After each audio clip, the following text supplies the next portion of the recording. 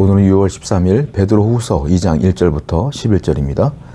그러나 백성 가운데 또한 거짓 선지자들이 일어났으니 이는 이와 같이 너희 중에도 거짓 선생들이 있으리라. 그들은 멸망하게 될 이단을 가만히 끌어들여 자기들을 사신 주를 부인하고 임박한 멸망을 스스로 취하는 자들이라. 초대교회에도요, 이단들이 많이 몰래 들어온 겁니다. 교회 안으로.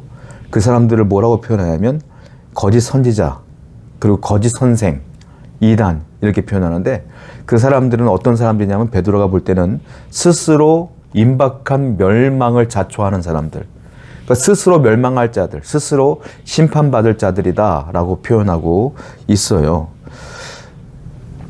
그 당시의 이단들 그리고 지금의 이단들 보면 비슷해요. 이단들의 특징이 뭐냐면, 그리고 거짓 선지자들, 하나님을 믿는다고 말하면서 교묘한 말솜씨가 대단해요. 말을 들어보면 다 맞는 것 같아. 이단의 특징이 뭐냐면 다 맞는 얘기인데 끝이 조금 다른 거거든요. 그래서 이단이 되는 거거든요. 그러니까 이게 말을 들어보면은 다 맞는 것 같고 그런 것 같고, 내가 들어보지 못한 말을 하는 것 같고, 정말 신앙에 대한 수많은 고민을 하는 것 같고, 내가 궁금했던 부분들을 이 사람도 고민을 했는데 이렇게 해결한 것 같고, 막 들어보면 그럴듯하거든요. 그런데 이 거짓 선생들, 거짓 선지자들의 특징이 뭐냐면, 하나님의 교회가 거룩해야 되는데 그들은 하나님의 교회를 방탕하게 만들어요. 즉 방탕하게 만들면서, 야, 이 정도는 괜찮아, 이 정도 하나님 눈 감아주지, 하나님 사랑이 많은데, 이런 식으로 자꾸 방탕함과 하나님의 사랑과 용서를 이렇게 계속 덮어버리면서 방탕함과 사람들이 하고 있는 육체적인 욕망들을 자꾸 거슬러서, 자꾸 가지고 들어 올려서 똑같이 하게끔 만든다라는 거예요. 교회를 방탕하게 만들고 타락하게 만들고 성도를 자꾸 방탕한 길로 인도한다? 그러면 그 사람은 누구냐? 진짜 성도가 아니고 거짓 성도다, 가짜다, 거짓 선생이다 라고 말하는 거예요. 여러분 성도님들, 여러분들 어떻습니까? 여러분들 때문에 누군가가 회개합니까? 여러분들 때문에 누군가가 말씀을 가까이 하나요? 여러분들 때문에 여러분들의 말과 여러분들의 삶을 통하여 안 하던 헌금도 하고 안 하던 봉사도 하고 안 드리던 예배도 드리고 그러나요? 여러분은 참 신자예요. 그런데 여러분 때문에 누군가가 너무 자유로워져서 방탕함을 갖고 정말로 죄를 지어도 별 문제 없어 보이고 그렇게 자유롭게 사나요? 여러분들은 가짜예요. 하나님의 성도는 하나님을 믿으면 믿을수록 거룩해지는 게 하나님의 성도잖아요. 그런데 왜 하나님 믿는다고 하면서 왜 방탕하면 그대로입니까? 왜 타락하면 그대로이며 정욕을 쫓아 사는 사람은 왜 그대로일까요? 그건 여러분들이 가짜이기 때문에 그래요. 성도 여러분, 진짜는 변하는 겁니다.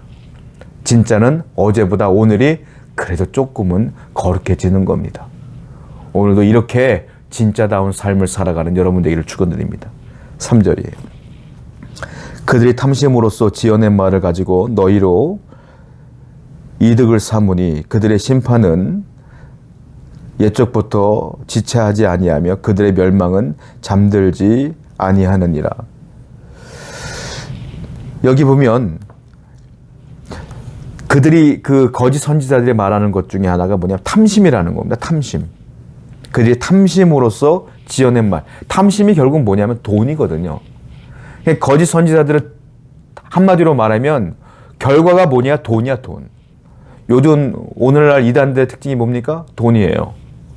여러분, 진짜와 가짜, 진짜 교회와 가짜 교회의 차이가 뭐냐면, 진짜 하나님의 교회는요, 재정이 투명해요. 그러니까 연말쯤 되면 우리가 다 재정을, 헌금표를 다 드리잖아요. 그 교회가 헌금이 어떻게 썼는지 다 나온단 말이에요. 이단들은 그런 게 없어요, 여러분. 이단들은 감춰요, 그 재정들을. 왜? 잘못된 데 썼으니까. 교주가 다 가졌으니까. 그러니까 거짓 선생의 특징이 뭡니까? 돈이다. 이 얘기를 지금 베드로가 얘기하고 있어요. 여러분, 그렇습니다. 그럴듯하게 이 거짓 선지자들이 다가오더라도 여러분들은 그들과 함께 있어서는 안 되고요, 멀리 하셔야 돼. 근처에 있게 하셔도 안 돼. 2절 볼까요? 2절 아까 제가 설명드린 내용인데 여럿이 그들이 호색하는 것을 따르니 이로 말미암아 진리의 도가 비방을 받을 것이요. 그러니까 무슨 말이에요? 그 거짓 선지자들은 그 믿는 사람들에게 근처에 다가와서 하는 이게 뭐냐면 호색하는 것을 계속 이야기한다는 거예요. 방탕함을 조장한다는 거예요. 그래서 성도들이 그 사람을 따라 방탕하게 되니까 세상 사람들이 우리의 교리를 진짜 하나님 믿는 우리를 비방한다라는 거예요. 아니 예수 믿는 사람이 왜 이렇게 살아? 이렇게 한다는 거죠. 그리고 이단들의 특징이 뭡니까? 탐심이 있어서 돈 얘기를 자꾸 한다는 거예요. 돈을 자꾸 끌어들인다는 거예요. 그러니까 세상 사람들이 볼 때 뭐라고 말해요? 아니 무슨 교회가 돈을 이렇게 밝혀? 비방한다는 거예요. 오늘날과 초대교회랑 똑같아요, 여러분. 이단들의 행위는 똑같아요. 왜? 악은 하나잖아요. 마귀가 하는 일이기 때문에 그때나 지금이나 똑같은 거예요. 항상 우리는 두 가지를 명심하셔야 돼요. 성도는 거룩해져야지 믿으면 믿을수록 왜 우리가 방탕해지느냐는 거죠. 믿으면 믿을수록 교회가 커지면 커질수록 왜 돈을 밝히냐는 거죠. 잘못된 것이다 라고 베드로는 얘기하고 있어요. 4절부터요. 하나님이 범죄한 천사들을 용서하지 아니하시고 지옥에 던져 어두운 구덩이에 두어 심판 때까지 지키게 하셨으며 옛 세상을 용서하지 아니하시고 오직 의를 전파하는 노아와 그 7 식구를 보존하시고 경건하지 아니한 자들의 세상을 홍수를 내리셨으며 하나님께서는 그 거짓 선지자들이 심판을 당할 것이다. 베드로는 얘기를 하고 있는데 그 심판이 얼마나 무서운가를 얘기하고 있어요. 자, 6절을 보게 되니까 하나님이 범죄한 천사들도요 가차없이 지옥에 던졌다는 거예요. 범죄한 천사들을 심판했다는 거죠. 천사면 얼마나 아름다운 존재입니까? 근데 그 천사가 죄를 지면 바로 지옥에 던졌다는 거예요. 그리고 5절 보니까 하나님께서 세상을 만드셨잖아요. 아름다운 세상을 만들었는데 그 세상에 죄를 지으니까 노아의 식구 외에 방주에 집어넣고 나머지는 다 홍수로 멸망시켜버렸다. 얼마나 무서우냐 이거예요. 하나님이 지은 세상도 멸망시키시는 하나님. 하나님이 지은 천사도 지옥불에 던지시는 하나님께서 너희들이 그렇게 믿는다고 말하면서 거짓으로 방탕하며 타락하며 정욕을 따라 행하며 돈을 밝히고 사람들의 영혼을 그렇게 짓밟는다면 너희들도 심판당하지 않겠느냐. 얼마나 무서운 얘기냐 라고 말씀하고 있어요. 여러분 그러므로 성도와 성도가 아닌 사람의 차이가 있어요. 무엇이냐면 성도는 하나님의 심판을 두려워합니다. 거짓 선생은 하나님의 심판을 두려워하지 않습니다. 두려워하지 않으니까 이런 짓을 하는 거예요. 성도는 하나님이 두렵기 때문에 가던 길을 멈추는 자가 성도이며 심판이 두렵기 때문에 돌이켜 회개하는 자가 성도입니다.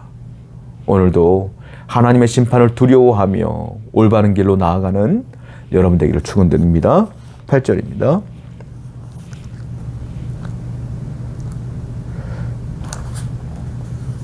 무법한 자들의 음란한 행실로 말미암아 고통당하는 의로운 롯을 건지셨으니 이는 이 의인이 그들 중에 거하는 날마다 저 불법한 행실을 보고 들음으로 그 이로운 심령이 상함이라.